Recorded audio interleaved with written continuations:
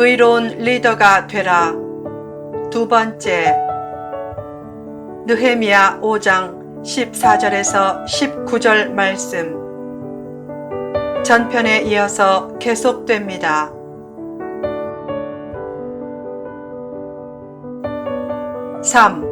관대한 덕. 느헤미야는 어떤 비전을 세우면 그 비전에 최선을 다했다. 그러면서도 즐길 때는 즐길 줄 알았다.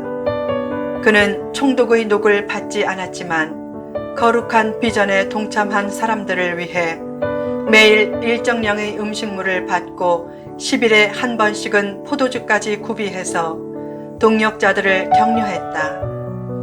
그는 비전을 위해 백성과 가족과 교인을 희생시키면서 늘 울상을 짓고 살라고 강요하는 비전 중독 리더가 아니라 일과 휴식의 참된 의미를 아는 리더였다. 아랫사람이 신나게 일하도록 배려하라. 일이 즐거워야 좋은 결과도 나온다. 에디슨은 어떤 때는 식사도 잊고 하루에 18시간씩 연구실에 들어앉아 연구에 몰두했다. 그래도 그는 말했다. 나는 한 번도 일한 적이 없다. 다만 그 일을 즐겼다. 자신의 일을 즐길 줄 알아야 그 일로부터 행복을 얻는다. 느헤미야는 성벽 재건이 즐거운 일이 되도록 힘써 배려했다. 그처럼 관대한 마음을 가지고 남을 기쁘게 하라. 세상에서 가장 행복한 일은 남을 기쁘게 하는 일이다. 1987년 일본 오사카 고등법원의 오카모토 겐 판사가 정년 5년을 남기고 36년간의 판사직을 떠났다. 그는 곧 요리학원을 다니고 요리사 자격증을 딴 후 법원 앞에 친구란 작은 음식점을 냈다. 사람들이 왜 그 길을 택했느냐고 묻자 그는 대답했다. 제가 판사로 유죄 판결을 내릴 때는 늘 마음이 아팠습니다. 그처럼 지난 36년간 남에게 기쁨을 주지 못했지만 이제는 주방장으로서 남에게 기쁨을 주며 살고 싶습니다. 누군가에게 기쁨을 주며 살라. 식사 대접도 열심히 하고 가능하면 선물도 많이 주라. 나의 대접으로 누군가가 즐거워하면 얼마나 행복한가. 한 부흥 강사가 집회 기간 마지막 날에 식사 접대를 총괄하는 A 집사의 가정에서 식사 대접을 받았다. 그런데 용케도 반찬, 과일, 심지어는 차까지도 강사가 좋아하는 것들이었다. 그 전의 3일 동안 식당에서 대접할 때 강사가 좋아하고 강사의 손길이 자주 가는 음식을 눈여겨보았기 때문이다. 하나님이 기뻐하시는 일을 눈여겨보면 누구라도 하나님이 기뻐하시는 삶을 살 수 있다. 하나님께 사모하는 눈길과 사랑하는 손길을 드림으로 거꾸로 하나님의 눈길과 손길을 받는 성도가 되라. 이웃에게 기쁨을 주는 일에 힘쓰고 특히 고마웠던 사람에게는 마음에서 우러나온 감사 표현을 하라. 사심 없는 감사 표현을 통해 누군가를 기쁘게 하는 것은 하나님을 기쁘게 하는 것이고 자신을 행복하게 하는 것이다. 오래전에 필자가 신학교에서 강의할 때였다.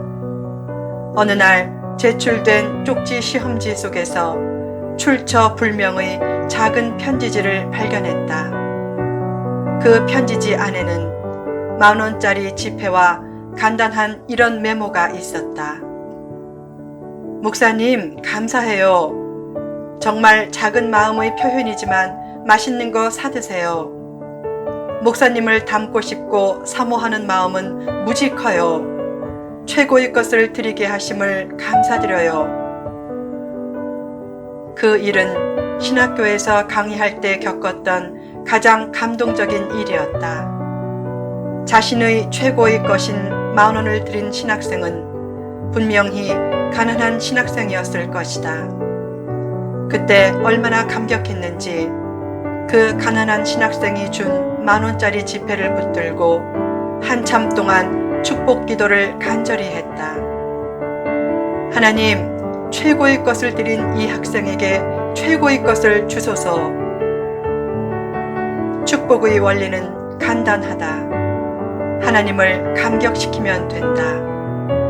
하나님의 지갑에서 돈복을 빼낼 생각만 하지 말고 먼저 하나님의 마음을 움직이라.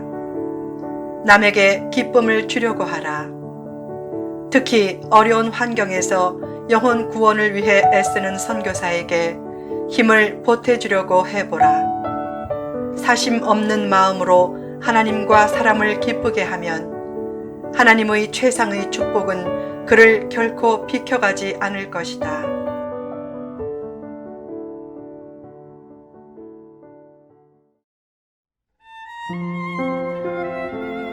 4. 순수한 헌신. 느헤미야는 자기 헌신을 생각해서 성벽 재건이 이루어지는 은혜를 달라고 기도했다. 그는 개인적인 복을 구하지 않고 하나님의 큰 뜻이 이루어지기를 기도하며 순수하게 헌신했다. 그처럼 어떤 일을 할 때 좋은 평가와 보상을 너무 기대하지 말라. 사람이 알아주지 않으면 하나님이 알아주신다. 자신이 잊어버린 작은 선행도 하나님은 다 기억해 주신다. 하나님이 생각해주고 기억해주고 인정해주는 것으로 만족하고 사람의 보상을 기대하지 말라. 자녀를 키울 때도 자녀로부터 무엇을 얻겠다고 생각하지 말라. 그래야 실망도 없다. 자녀를 잘 키우는 것까지만 생각하고 나머지는 하나님께 맡기라. 자녀의 성공과 성취 문제에 너무 집착하지 말라. 자녀가 신실한 자녀가 되도록 기도하는 일에 게으르지 않으면 부모의 할 일은 대략 다 한 것이다. 나머지는 하나님께 맡기라. 보상을 바라지 않는 순수한 헌신이 더욱 오래 기억된다.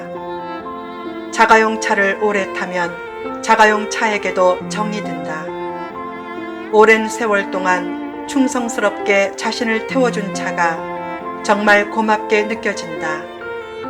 그래서 차를 바꾼 후에도 길을 가다가 옛날에 자신이 몰던 차와 비슷한 모양의 차를 보면 문득 옛날 타던 차가 기억나면서 그리움이 생긴다. 자가용 차의 충성도 기억되는데 성도의 충성이 어떻게 기억되지 않겠는가? A 권사는 이사하면서 어려운 시절에 함께 고생한 장롱을 버리다가 너무 마음이 아파서 눈물을 펑펑 흘렸다. 자기와 동고동락한 무생물도 그렇게 정드는데 순수하게 헌신한 성도에게 하나님께서 어떻게 정을 주시지 않겠는가? 보상 문제는 생각하지 말고 그저 순수하게 헌신하라. 아무리 헌신해도 계산이 들어가면 그것은 기복주의다. 하나님은 하나님을 이용해서 이익을 얻으려는 기복주의를 결코 기뻐하지 않는다. 20세기 인도의 성자 썬다승이 불치병으로 입원한 소년을 찾아가 밤새 기도하자 병이 씻은 듯 나았다. 그 소문이 퍼지자 병자들이 몰려오는데 대부분 믿음에는 관심이 없고 치유에만 관심이 있었다. 결국 그는 결단했다. 앞으로 복음 증거 외에 병 낫는 목적만 가지고는 기도하지 않겠다. 하나님 대신 물질과 성공과 치유 등을 제일 목표로 삼으면 순서가 바뀐 것이다. 순수한 마음과 헌신으로 하나님의 마음이 열릴 때 축복의 문도 열린다. 의로운 리더가 되라.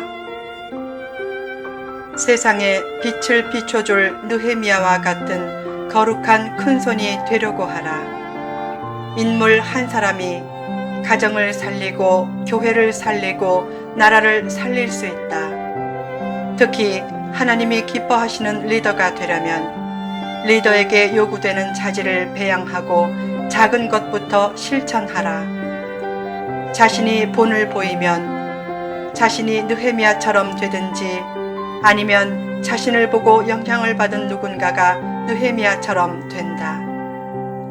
느헤미야 이전의 총독들이 압제할 때는 그들의 부하들도 똑같이 백성을 압제했다.